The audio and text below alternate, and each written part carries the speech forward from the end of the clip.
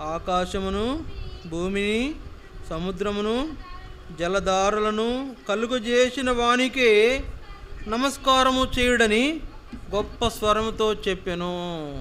ఇక్కడ మనం చివరిగా దేవునికే నమస్కారం చేయాలి. ఏ విగ్రహానికి మనం నమస్కారము చేయకూడదు. ఏ రాయి, రప్ప, చెట్టు, పుట్టకు నువ్వు మొక్కవద్దు. నిన్ను విమోచించిన దేవుడు అది కాదు. నిన్ను విమోచించిన దేవుడు పరిశుద్ధుడైన దేవుడు. నీ యొక్క పాపమును తన పవిత్రమైన రక్తముతో నీ పాపమును క్షమించిన దేవుడు. ఆకాశమును, భూమిని, సముద్రమును, జలధారలను కలుగజేసిన దేవుడు. భూమి మీద ఉన్న సమస్త కృత్యములను కలుగజేసిన దేవుడు. భూమి మీద ఉన్న తన కుమారుడు లేదా కుమార్తెవైన నీ నిమిత్తమై కావలసిన వాటినింటిని ఆయా భాగాల్లో ఉంచిన నీ మేలు కొరకు ఉంచిన దేవుడు.